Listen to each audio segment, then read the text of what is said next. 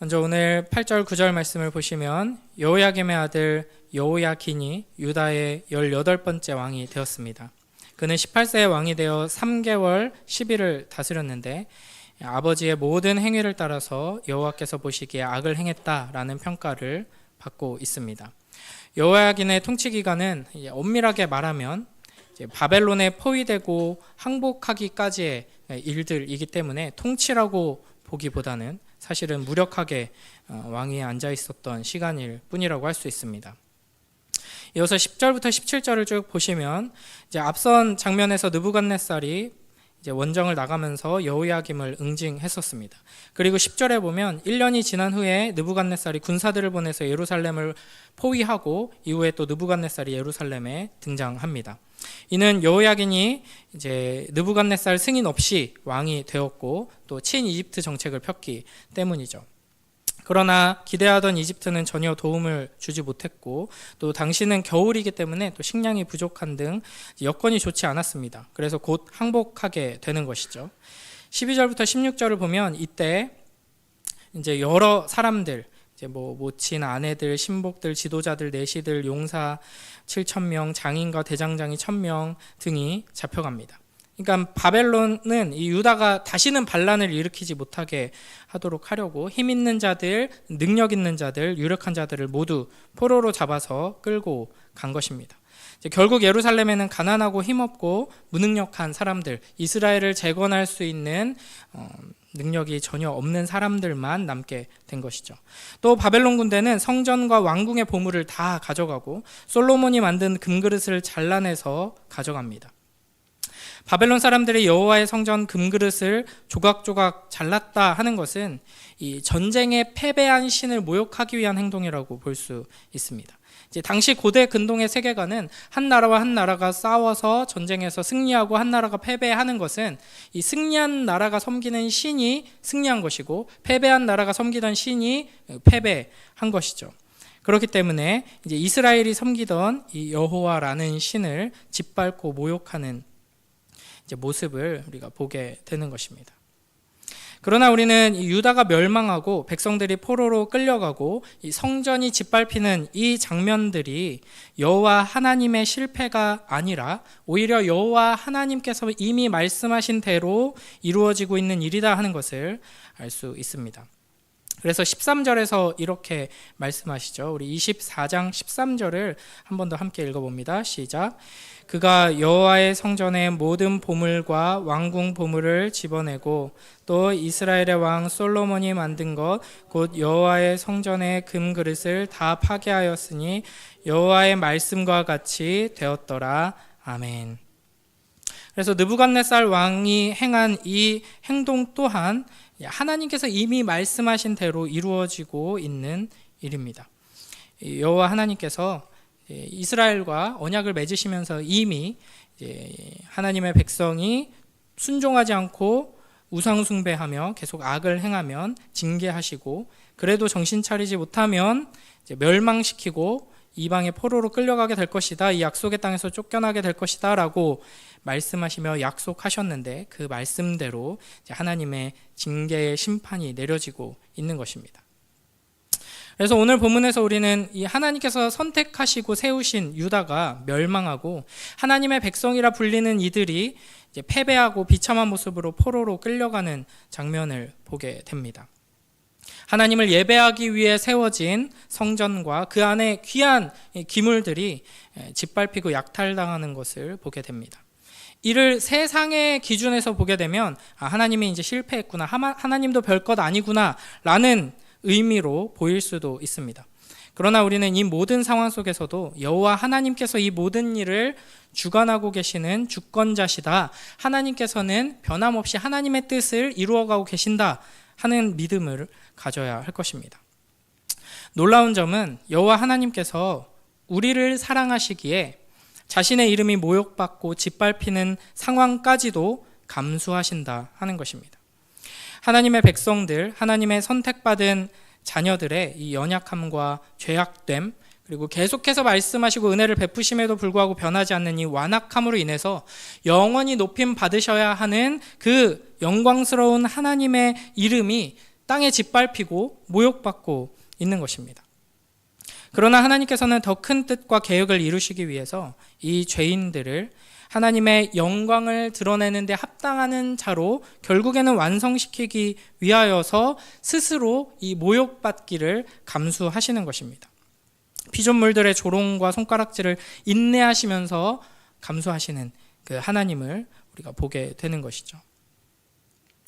사실 이 계속해서 이 불신앙과 불순종으로 일관하는 이스라엘을 하나님께서는 버리셔야 마땅했습니다. 하나님의 영광스러운 이름이 짓밟히지 않도록 하나님의 영광을 드러내기에 합당한 다른 더 강하고 또 순종적이고 또 더 많은 일들을 할 수 있는 그런 민족을 선택하는 게 옳아 보입니다.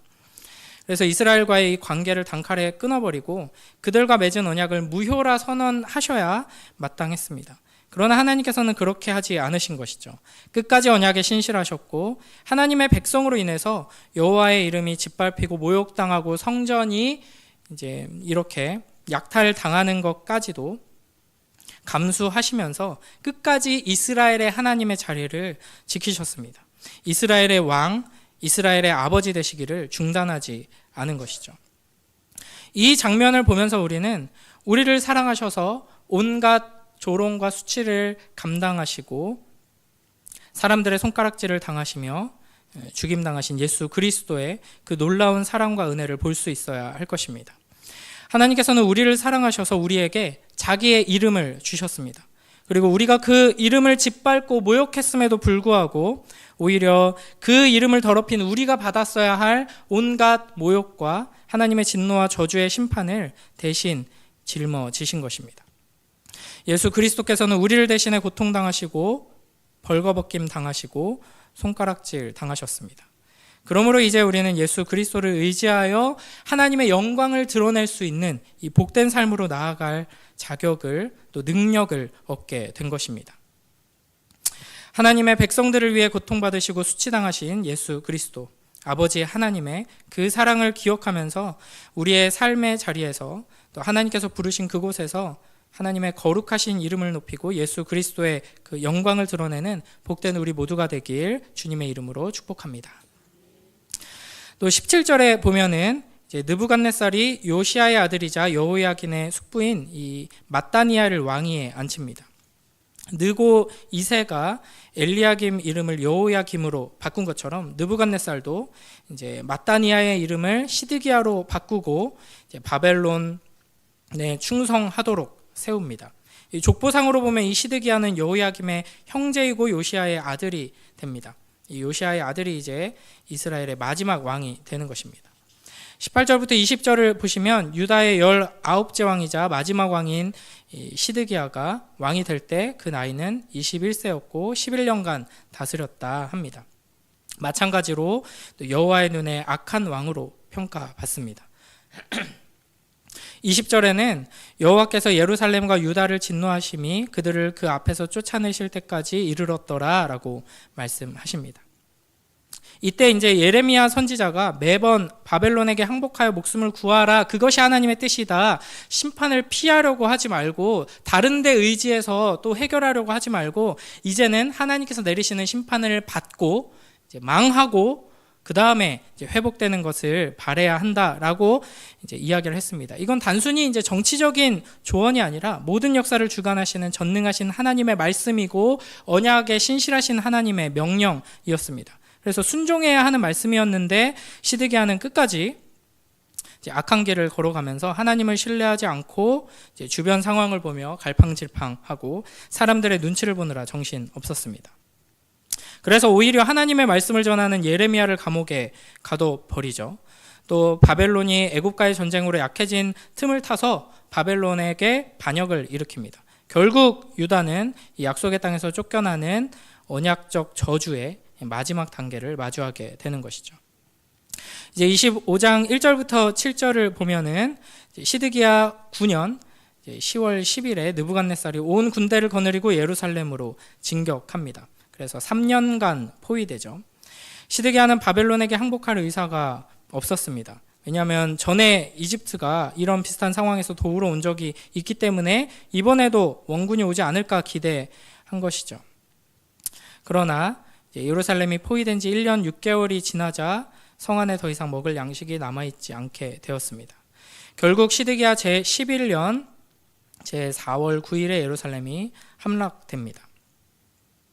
이때 시드기야와 그의 모든 군사는 밤중에 바벨론의 포위 속에서 성읍의 남동쪽으로 빠져나옵니다. 어떻게든 도망가려고 했는데 결국에는 붙잡혀서 재판을 받고 함께 사로잡힌 그의 아들들이 바벨론 왕 앞에서 죽임을 당합니다. 아들들이 죽임당하는 장면을 다 보고 나서 시드기야는 두 눈이 뽑히고 짐승처럼 놋사슬로 결박당한 채 바벨론으로 끌려가게 됩니다. 이렇게 다윗 왕조의 마지막 왕인 시드기야의 아들들이 죽고 시드기야가 포로로 잡혀가면서 다윗 왕조의 문이 닫힙니다. 이 모든 일들은 예레미야나 에스겔과 같은 선지자들을 통해 예고하신 하나님의 말씀이 그대로 성취된 장면이고, 또 시내산 언약을 맺으시며 주신 말씀 중에서 언약적 저주가 그대로 이루어진 장면이라고 할 수 있습니다.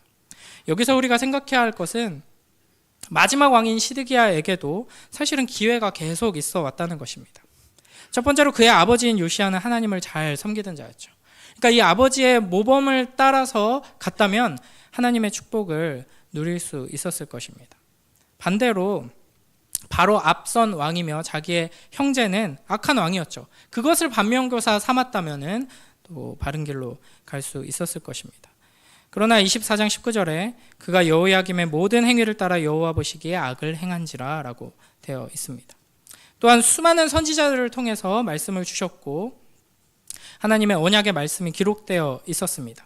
그러니까 이런 말씀 앞에 귀를 기울였어야 하지만 하나님께서 전하시는 말씀도 보지 않고 반면교사나 모범도 따르지 않는 결과로 이렇게 멸망을 맞이하게 된 것입니다. 우리가 이 두 눈이 뽑힌 채 짐승과 같은 처지가 된 유다 왕 시드기야의 모습을 생각하면서 이제 하나님의 굉장히 상징적인 장면인데요. 하나님의 언약 백성들이 이제 길고 긴 심판의 터널로 끌려 들어가고 있다 하는 것을 우리가 확인하게 됩니다. 이스라엘은 영원한 왕이신 하나님의 통치를 거부하고 불순종했기에 이제 무자비하고 잔혹한 바벨론의 통치 아래로 들어가게 됩니다. 여호와 하나님께서 이스라엘을 애굽으로 부르셔서 그곳에서 번성하게 하시고 애굽에서 노예 상태로 압제당하고 있을 때 구원해 주셔서 자유를 얻게 하셨습니다. 그 은혜에 감사하며 그 하나님께서 주신 자유를 누리며 하나님의 통치 안에서 하나님의 공급하심을 받아서 하나님과 함께 살아갔어야 하는데 그 말씀 앞에 순종하지 못하고 오히려 선하고 아름다운 왕이신 하나님의 통치에서 발버둥치며 벗어나 이제 심각한 압제와 이제 포로의 상태로 다시 되돌아가게 된 것입니다. 이스라엘은 이렇게 하나님의 진노의 심판을 받는 포로된 자리로 끌려갑니다. 그러나 우리는 이 하나님의 심판의 자리에서 악한 원수마귀의 포로된 신분에서 오히려 구원받고 자유함을 얻었습니다. 예수 그리스도께서 우리를 대신해 하나님의 이 모든 진노와 심판을 담당하셨기 때문입니다. 그러므로 우리는 시드기야와 같은 똑같은 완악한 죄인임에도 불구하고 심판을 향해서 포로로 끌려가는 인생이 아니라 영광스러운 십자가의 길을 기쁘게 걸어가는 복된 인생길을 걸어갈 수 있게 된 것입니다. 우리에게 하나님께서 주신 이 은혜를 기억하면서 우리에게 자기 이름의 영광을 맡기시기 위해서 수치당하시기를 감수하실 뿐 아니라 고난당하시고 죽임당하시기를 기뻐하신 그 영광스러운 하나님의 아들, 그 십자가의 사랑, 그 크신 은혜를 기억하면서 오늘 하루 우리에게 주어진 이 영광스러운 십자가의 길, 포로로 끌려가는 비참한 길이 아니라 십자가를 짊어지고 가지만 승리의 길이며 영광의 길인 이 복된 길을 사랑과 희생의 삶으로 하나님의 영광을 드러내는 축복을 전하는 복된 삶으로 살아가는 우리 모두가 되길 주님의 이름으로 축복합니다. 기도하겠습니다. 하나님 아버지 감사합니다. 이 새벽에 하나님의 말씀을 붙들게 하시고 우리가 얼마나 큰 죄인인지를 깨닫고 그러한 우리에게 베푸신 하나님의 사랑이 얼마나 크고 놀라운지를 다시 한번 기억하며 감사하게 하시니 감사합니다. 하나님 아버지, 오늘 하루 우리에게 주어진 이 삶의 여정이 악한 원수마귀에게 끌려가는 포로가 되는 길이 아니라 이미 승리하신 예수 그리스도를 따라 하나님의 이름에 그 영광을 드러내는 복된 인생길이 될 수 있도록 우리를 축복하여 주시고 인도하여 주시옵소서. 오늘 하루 우리의 삶을 통하여서 하나님의 영광이 드러나게 하시고 하나님의 축복이 우리가 만나는 모든 이들에게 흘러갈 수 있도록 우리를 사용하여 주시옵소서. 감사드리며 예수님 이름으로 기도드립니다. 아멘.